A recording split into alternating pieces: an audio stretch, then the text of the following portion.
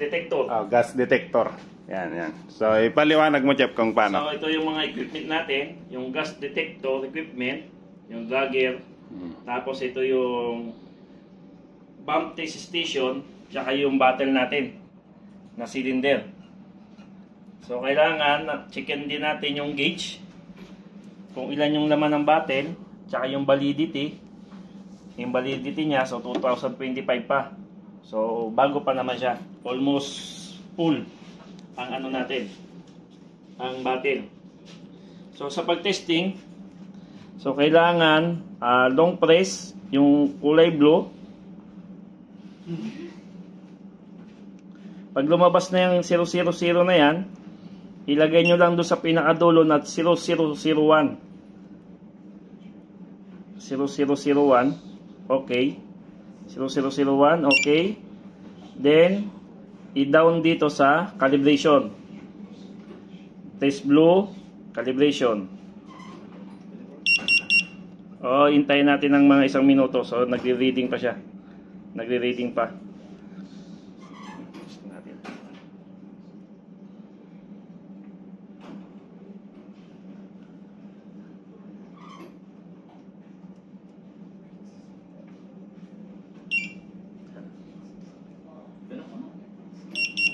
Isang minuto pa din. So mga 1 minuto guys, hintayin natin, nagre-reading pa siya. Kabubuhay lang din kasi ng equipment natin. So testing ulit natin. 1 minuto pa. Okay. Tapos dito, ilalagay dito mamaya. Ilalagay natin yan dito. Pag nag-calibrate, lagay natin dito. So hintayin natin na mag-reading siya na 4 na okay. Na 4 okay. Para yun yung calibration natin, monthly calibration ng dragger model natin na pang gas detector. So dalawa yung dragger natin dito, isang 2500 tsaka yung isang 5600. Magkaibang model, pero yung function niya mas maraming sensor to. Itong 5600 kaysa dito sa 2500. Mas maraming sensor. So mostly itong 5600 ginagamit natin to sa coal cargo. Sa coal cargo, ito yung pinakagamit na gamit, yung 5600. Ito naman, ito naman sa 2500, ito yung mga normal na ginagamit natin, mga pang-enclosed space.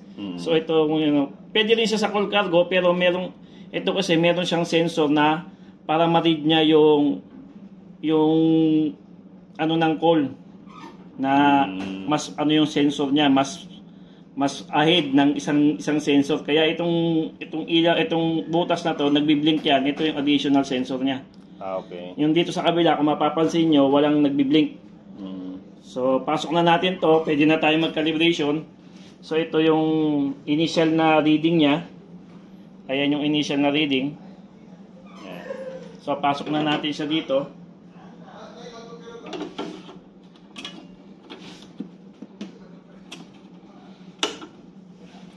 Kalagay na.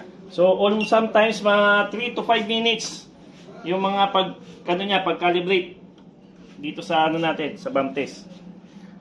So, kailangan natin ng 4 okay. Pag 4 okay, so complete na yun. Mga 3 blink na okay, 3 blink na 4 okay, mawawala yung natin dyan, yung sa monitor. Babalik na siya doon sa may pinaka-display niya. So, kailangan guys, pag magpipicture ka niyan, gamitin mo yung cellphone mo para mas mabilis siya magpicture. Kasi para ma-picture mo agad yung pag-blink, titsimpuan mo yung pag-blink, ma-picture mo yung 4 okay.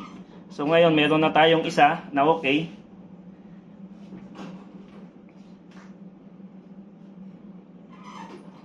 Meron na tayong dalawa.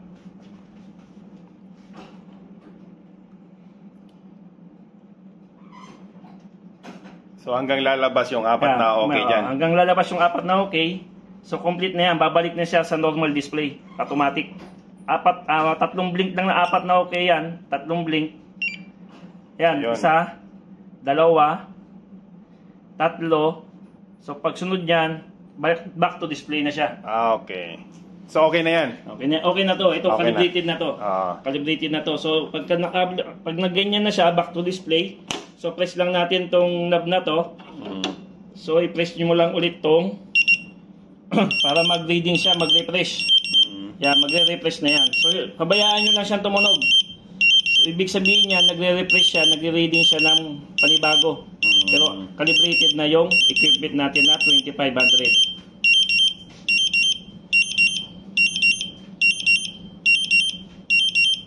Tapos hanggang sa mag-back to normal na siya. Back to normal siya, magba-back to normal yan na ano siya, na mawawala yung tunog.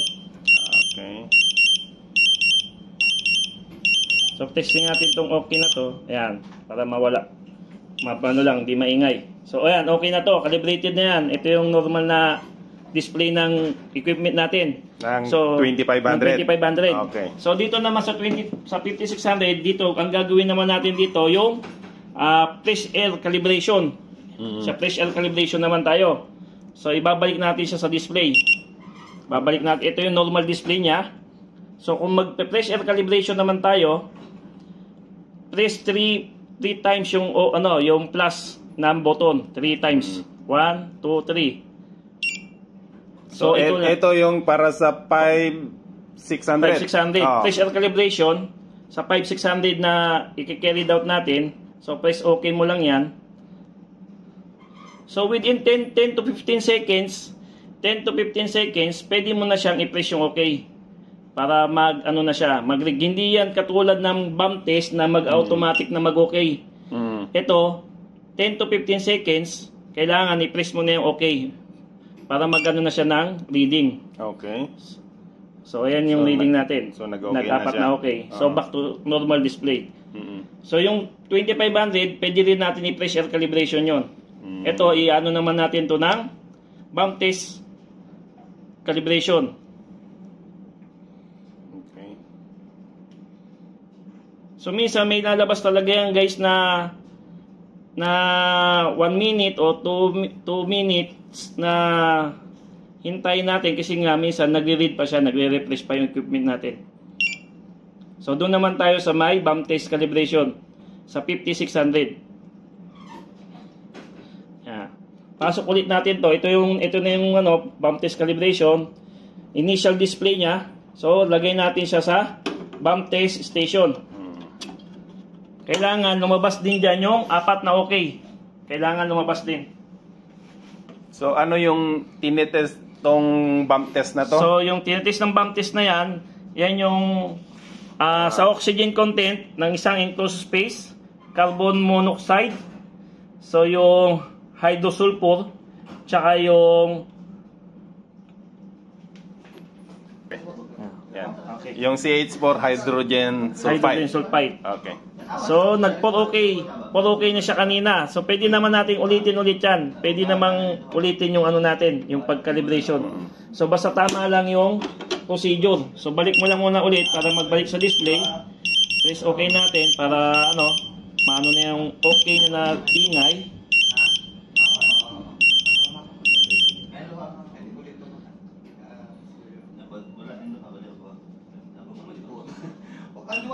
Para bumalik na sa normal. Para bumalik sa normal. So kunyari ito yung initial display natin. Ganito yung initial. Ito na. So balik ulit natin sa bump test station si 5600. So long press mo lang yung blue na okay. Ganun pa rin yung procedure. 001. Okay. So kailangan natin dito sa calibration na logo o na icon. Okay. So ipasok natin siya sa bump test station.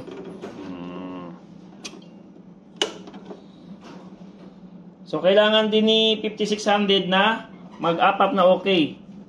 Para maano natin na yung calibration niya na satisfactory. Okay. So ito guys, yung tawag dito is bump test station.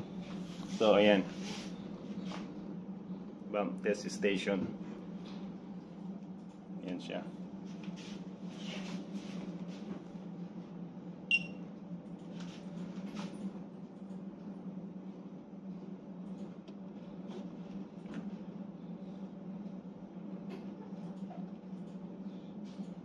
Tapos lalabas ulit yung 4 na okay, no? Lalabas sa yung 4 na okay, lalabas ulit yan. So, ayun na, meron na tayong 2, meron na tayong 3. So, isa na lang yung hinihintay natin. So, So meron na tayong 4 na okay. 3 blink lang yan na okay na 4. So kailangan mabilis yung cellphone natin yan. So babalik niya dyan sa display na yan. So pag bumalik na dyan, press ulit natin tong knob.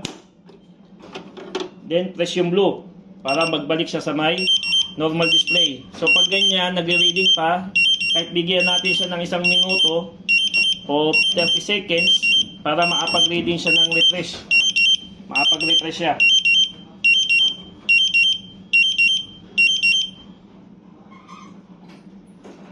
So ito na yung normal natin na display ng 5600 na completed calibration.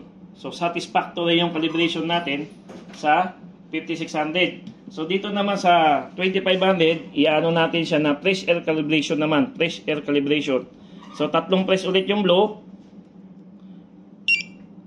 So calibration, okay. So 10 to 15 seconds. Hintayin lang ulit natin 'yan bago natin i-press yung okay.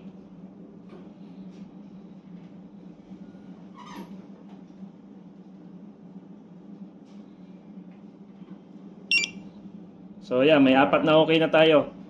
So satisfactory yung fresh air calibration natin, tsaka yung bump calibration sa equipment natin na 2500 tsaka 5600 na dragger gas detector. Pwede namin ma-share sa inyo na pag-testing ng bump test station natin ng gas detector. So sana makatulong sa inyo sa idea. Sana may mapulot kayo. Thank you.